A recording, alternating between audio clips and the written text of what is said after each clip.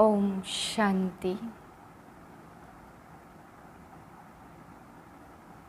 मैं आत्मा अपने ईश्वरी संस्कारों को कार्य में लगाने वाली सफलता मूर्त आत्मा हूँ। मुझ आत्मा को ईश्वरी संस्कार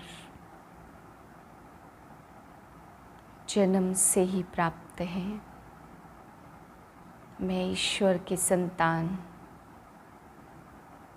ईश्वरी संस्कारों से भरपूर हूँ। सफलता मूर्त आत्मा हूँ।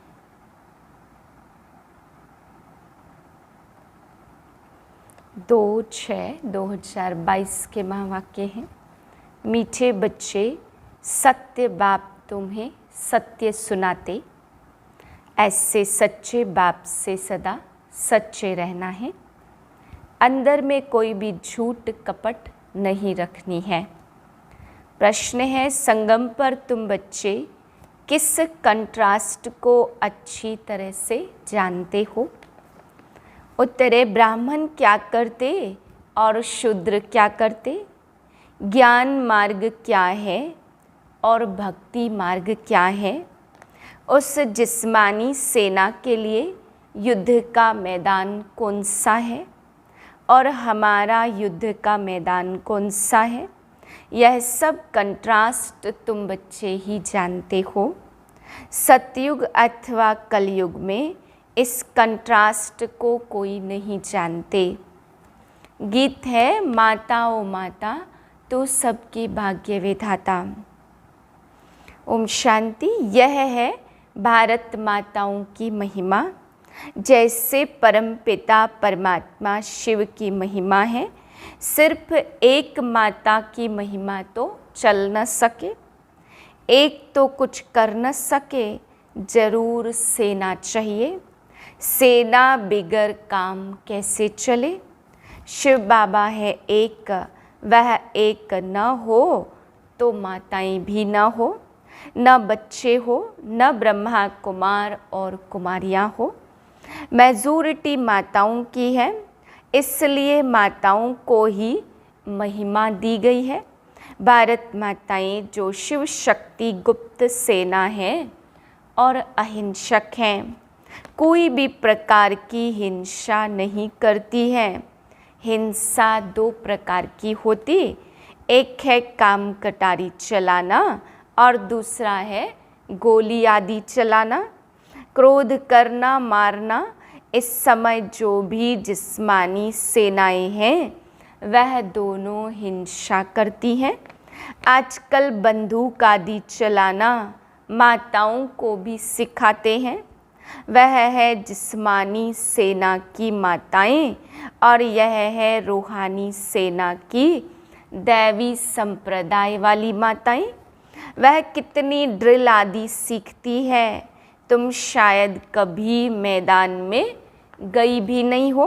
वह बहुत मेहनत करते हैं, काम विकार में भी जाते। ऐसे कोई मुश्किल होंगे जो शादी नहीं करते होंगे। उस मिलिट्री में भी बहुत सीखते रहते, छोटे छोटे बच्चों को भी सिखाते हैं। वह भी सेना और यह भी सेना है। विश्व का मालिक कैसे बनते? शिव शक्ति सेना क्या करती है? इसको कहा जाता है युद्ध स्थल। तुम्हारा युद्ध का मैदान भी गुप्त है। मैदान इस मांडवे को कहा जाता। आगे माताएं युद्ध के मैदान में नहीं जाती थी। अभी यहाँ से पूरी भेंट होती है। ज्ञान मार्ग और भक्ति मार्ग का यह लास्ट कंट्रास्ट है। सतयुग में कंट्रास्ट की बात होती नहीं है। बाबा आकर कंट्रास्ट बताते। ब्राह्मण क्या करते और शूद्र क्या करते? दोनों ही यहाँ युद्ध के मैदान है। इस कारण संगम का उन्हों को मालूम ही नहीं है। धीरे धीरे यह ज्ञान भी तुम्हारे द्वारा समझेंगे। इस भारत को दैवी राजस्थान बनाना तुम्हारा काम है। तुम जानते हो, पहले हम सूर्यवंशी थे, फिर चंद्रवंशी, फिर वैश्यवंशी बने, परंतु महिमा सूर्यवंशी की ही करेंगे। ऐसे नहीं कहते फलाना त्रेता में राम सीता के राज्य में गया, कहते हैं स्वर्ग पधारा। बच्चों को कहते, बच्चे तुम कभी भी झूठ कपट नहीं करना, तुम्हारा कुछ भी छिपा नहीं रहेगा। जो जैसा कर्म करते ऐसा पाते हैं। बाप अच्छे कर्म सिखलाते हैं। ईश्वर के पास कोई का विकर्म छिप नहीं सकता। कर्म भोग भी बहुत कड़ा होता है। बल तुम्हारा यह अंतिम जन्म है तो भी सजा तो खानी पड़ेगी, क्योंकि अनेक जन्मों का हिसाब किताब चुकतू होना है। बाबा ने समझाया है, काशी कलवट खाते हैं तो जब तक प्राण निकले तब तक भोगनी पड़ती, बहुत कष्ट सहन करना पड़ता। एक तो कर्म भोग बीमारी आदि का, दूसरा फिर विकर्मों की सजा। उस समय कुछ बोल नहीं सकते, चिल्लाते रहते हैं, त्राही त्राही करते हैं। पाप आत्माओं को यहाँ भी सजा और वहाँ भी सजा मिलती। सतयुग में पाप होता नहीं है, ना कोर्ट, ना मजिस्ट्रेट, ना गर्भ जेल की सजा होती। वहाँ गर्भ महल होता है। दिखाते भी हैं, पीपल के पत्ते पर कृष्ण अंगूठा चूसता हुआ आया, वह गर्भ महल की बात है। सतयुग में बच्चे बड़े आराम से पैदा होते हैं। आदि मध्य अंत सुख ही सुख है। अभी तुम सुख की दुनिया में जाने के लिए पढ़ रहे हो। यह गुप्त सेना वृद्धि को पाती रहेगी। जितना जो बहुतों को रास्ता बताएंगे वह ऊंच पद पाएंगे। मेहनत करनी है याद की, बेहद का वर्षा जो मिला था वह अब गवाया है। अब फिर से पा रहे हैं। सतयुग में एक लौकिक को याद करते, पारलौकिक को याद करने की जरूरत ही नहीं। वहाँ सुख ही सुख है।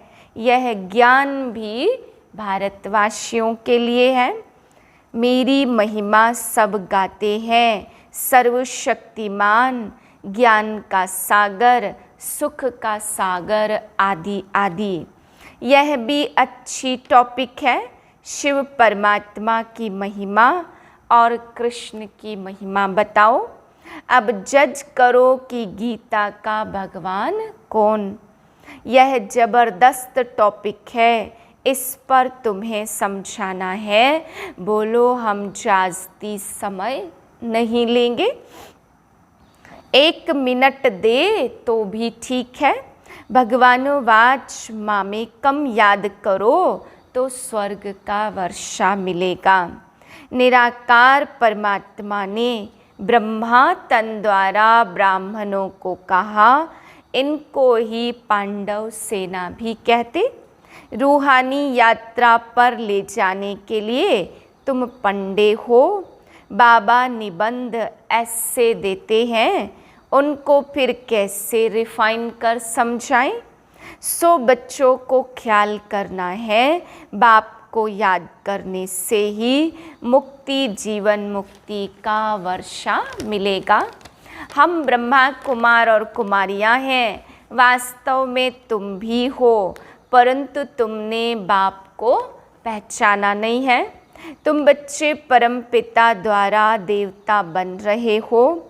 छोटे छोटे बच्चे बुलंद आवाज से बड़ी बड़ी सभा में समझाएं तो कितना प्रभाव पड़ेगा। बाप राजयोग सिखलाकर चढ़ती कला अर्थात स्वर्ग का मालिक बनाते। बाप लिबरेटर है, आकर पतित दुनिया को पावन बनाते हैं। तुम जानते हो बेहद का सुख देने वाला बेहद का बाप एक ही है। बेहद का दुख रावण देते, वह है बड़ा दुश्मन। यह बात विद्वान पंडित नहीं जानते। बाप ने समझाया, राम राज्य कहाँ से कहाँ तक चलता है। रावण है बेहद का दुश्मन भारत का। अभी तुम बच्चों को बाप की श्रीमत मिलती है, बच्चे बाप को याद करो। अल्प और बेभलग्रस्त व्यवहार में रहो, शादी आदि पर जाओ। जब फुर्सत मिले तो बाप को याद करो। शरीर निर्वाह अर्थ कर्म करते हुए जिसके साथ तुम्हारी सगाई हुई है उससे याद करना है।